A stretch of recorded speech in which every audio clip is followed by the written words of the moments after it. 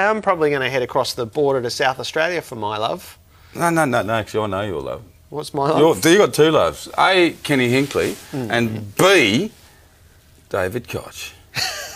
Did you see the footage? Look at this. I thought you were going to kiss him then. I was at home, right? I was at home watching this, right? And I thought, this is sick. This is sick. And last week I asked you, have you got a Port Adelaide doona? Yeah. And guess what happened? Guess what happened? A Port Adelaide doona arrived for you. And worse than that, a David Koch pillow and Kenny Hinkley underwear has arrived. And we'll talk to Kenny about that in a while. You can take an idea too far, can't you? Look at that. Koshy. Hold it up. I might take this doona, actually. I need a new doona. Might give it to Tiger. Might give it to Tiger in the kennel. A bit of decorum, because the coach is with us at the Adelaide Oval, where Port Adelaide's just finished training. I'm sorry for cracking a joke. Kenny Hinkley, welcome to AFL 360. Thanks, Jared. Thanks, Robbo. Hello, Kenny. We just did Port Adelaide sent over a doona for Jared. Did you know that? Well, I know that Jared's got a real love for Port Adelaide Football Club, and he pretends he's a Geelong man, but I think he's a Port man. Did you know that they also sent over some Ken Hinkley underwear? No, I certainly didn't know that, Robbo, and I'm a bit worried about that more than the doona. All right. It's the serious stuff, Ken. Tell us, with the week off, did you take stock? Did you take stock of what's gone, or more particularly the opportunity that might have opened up here for Port? Certainly, Jared. We had a look at and reviewed the start of the season, and we're really pleased with our start to the season and the position that we find ourselves in. But I think the important part for us is that we know it's still only round 8, and it's a long way to go. And you watch the good sides over the weekend go about it again, and we see the Freo Geelong game, we see Sydney put another performance on, and we just know that the competition's so tough that you can't afford to do any more than really focus in on the next game you've got. But the message changed, though. Sorry, Jerry, but the message had to change, Kenny, from pre-season to round 1 to round 8. I mean, there's all these brackets as you go along. The message is there's an opportunity here. There is. It's staring everyone right in the face. Yeah, I suppose that's right, Robbo. I mean, as it stands right now, there's an opportunity there. But at the start of the season, we were confident that our pre-season had been really strong, and we're going to give ourselves a chance to be in a healthy position. Yeah, and you're right. The draw's been okay, and we've been able to get the wins that we needed to get, and we've put ourselves now in a position that I'm sure most clubs would like to be in, and we've got to make sure that counts, and that means we've got to get this weekend's game right for us. What about the intent of your player group, Ken? At the start of the year, you had them as a group that was desperate to achieve and desperate to achieve now, even if that didn't necessarily fit into the big picture. Can you see them growing into the idea that maybe they're right and they can achieve something right now? Yeah, Jared, I suppose I challenge them a little bit on that. Why can't it be? Why can't it be now? And why can't it be, this year for us as far as giving our absolute best? And that's all we ask for, is that we give our absolute best, and at the end of the season, hopefully we're in a pretty healthy position. But, for the playing group now, there's nothing wrong with us, I think, talking about, well, there's an opportunity there for us, and if we're prepared to work really hard, who knows where that opportunity is going to go and finish. So there have been a couple of key markers already against Geelong and Fremantle, and it has the team labelled big game hunters.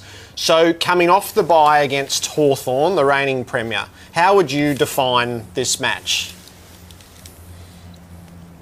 It's just another great opportunity. I mean, we have had the bye in between, but we get to play, against last year's grand finalists in, consecutive weeks, and great tests for us. And yes, Hawthorn have had a couple of injury issues, but they'll still put out a really strong side. I mean, we know every team that Clarko's been involved with, they're just a really strong competitive unit. They've got their captain coming back in, so it's another great test. We do get to play them here at Adelaide, which is a fantastic venue for us, and we look forward to filling it up again with our fans and really giving a good account of ourselves. Is it about playing Hawthorn under strength and you think, thank God for that? Or, Kenny, do you think to yourself, I like testing my team. I'd like to see Hawthorn at their best so we can get, an indication where we are? Yeah, I think, Rob, we look at it as Hawthorn are at their best this week. That's the key message for us, is that we are playing a full-strength Hawthorn this week with what's available. Because on any given week, on who you've got to come up against, whether that's now or later in the season, what you have available on that day is what you've got to compete with and you've got to play against. And that's what we've got to look at. This is the best Hawthorn side they can put on the park this week, and we've got to make sure we're at our absolute best. Otherwise, that side will beat us. 18 months ago, I reckon 5 Port Adelaide players we've been talked about. Over the last 18 months, I think stories have been written about every single one of your players, some absolutely over the top, in what I imagine what you'd like, say writing about Chad Wingard. How have you been able to deal with if they get big heads? How do you identify if they're getting big heads? I don't think that's an issue for us, to be honest. I think it's an issue about if we just continually, we think about the team and the team first, and that's what we talk to all the boys about, and they talk about that publicly and openly. They regard the team effort more important than their own individual effort. And you're right, there's not much we can do about some of the outside stuff that gets put on individuals, but we just need to make sure as a club we're always talking about the whole thing, and that's the whole football club. And that's what our players do, that's what our staff do, and that's what everyone involved with Port should do, is work really hard to be the best football club we can be. Righto, can I go on the box for a second, Kenny? I mean, at other clubs they have their own sort of ladder indications of what they think's important. What are the important team aspects that you guys monitor that, you know, you put up on Monday or Tuesday and review and say, right, are they 1%ers, are they knock-ons, or have you got anything that jumps out? Yeah, we do, Robbo. We look at lots of things. I mean, like every side, I'm not going to probably say exactly what we are looking at and what we're not looking at, but around the same things that everyone looks at. It's the contested ball side of the game that we really look hard at. We look really closely at our defence, and we obviously look close at what we're able to restrict the opposition from doing. That's the key things for us to really worry about. And our offence obviously comes on top of all that stuff. So we know that's okay. If we get a bit of time and space, we're all right. But the important ingredients for us is the defensive stuff and the contested ball stuff. But I reckon you could ask 17 other coaches and they'll give you the same answer. We interviewed Jay Schultz a couple of weeks ago and he was terrific, and behind him was a footy on his table, and I asked him about it. People thought it was a stupid question until he answered and said, actually, I'm really proud I've got that. It's a signed footy from all the boys. And I can't remember, help me Jared, he won it for... The game he just played. The game he just played for the most courageous acts, yep, or something. Is that a weekly event, Kenny?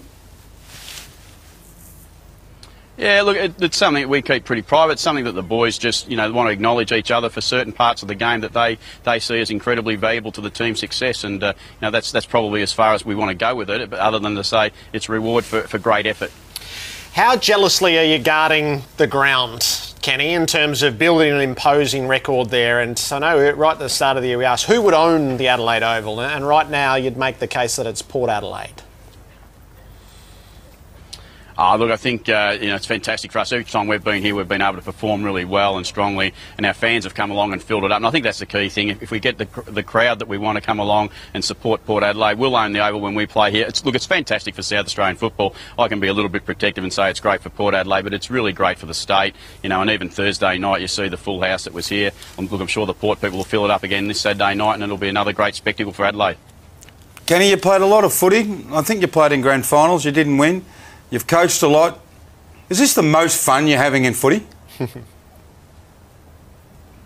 Yeah, it probably is, Rob. If I be really honest, it's an exciting thing to be a part of, and what we've been able to do as a football club, and the turnaround from where we've had to come from, and the belief that we've been able to get for our supporters and everyone that's involved with watching us. It's good that people like watching us play football, and for the right reasons. But yeah, it's a lot of fun. You know, I've always been someone that's probably got more from the coaching side of things than I ever did probably as a player. I enjoyed playing, but clearly as a coach you get a connection with the whole team, and that's really important for me.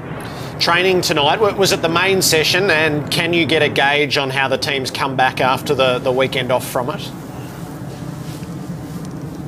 Yeah, it was our main session. We did come back Sunday and train. We had a really strong session on Sunday, Jared, where the boys trained incredibly hard.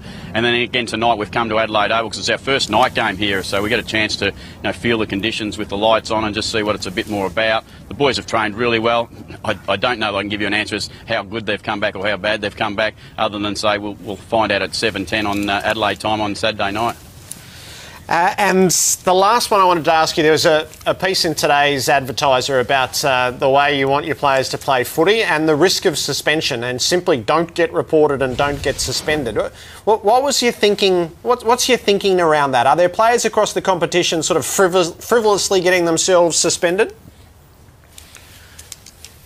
Oh, I'm not sure about other players, but I think it's a pretty clear message that what you can and can't do almost. And I think, you know, if you can step over the line a little bit and run the risk and what can happen and what can't happen. I think all you want as a coach is you want your team to compete really hard and really fiercely at the contest. But I think there's some key ingredients, and you just need to make sure that you don't go too close to the line with some of them. And you know, the bump's clearly one of them, and just little things that happen in a game of football. I think you can restrict most of that if you can stay in the team moment, not in the individual moment. And I think that's the important part for us, is that we stay remembering the team needs me, and I can't afford to do anything silly here. Last one in the coach's box, Kenny.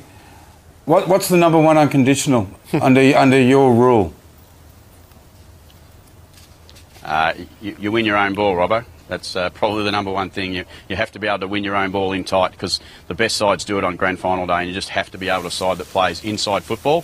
You know, and I learnt that a long time ago at Geelong, that you know, you have to be really strong in the contest inside, and then all the work from there happens. All right, so as we finish, Kenny, with the prospect of Hawthorn on Saturday night, do you expect that you'll learn as much about your team in this match as you have in any so far?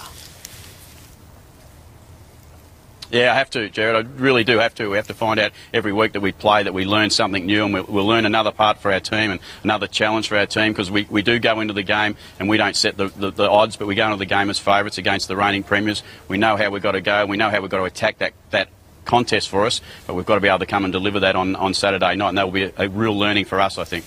Kenny, really appreciate you coming across after training and sharing it with us. It's such a build-up to Saturday night. Settle down, It'll Jared. be great. Settle down, Jared. Thanks, boys. Thanks, Jared. Thanks, Robert. Jared, make sure you keep warm under that doona. Ken Hinkley with us at the Adelaide Oval. I'll just help with the word that you're struggling with. Frivolously. Does that come out all right? Frivolously. Frivolously. Always say these things out loud Don't first. try that again in the near future. He was great. Oh, they're fantastic, Port Adelaide. Not just talking about Port Adelaide. You know what I like talking about it? If they're the best team in the competition, I want me and you and people watching the show to get in the coach's box and find out what Ken Hinkley's doing to make his team play like that. And he never disappoints with it. He wasn't too big on the footy. Well, they give that out, but he's really good on the other footy stuff, isn't he? Some things are to be kept private. We just eke one out every now and then.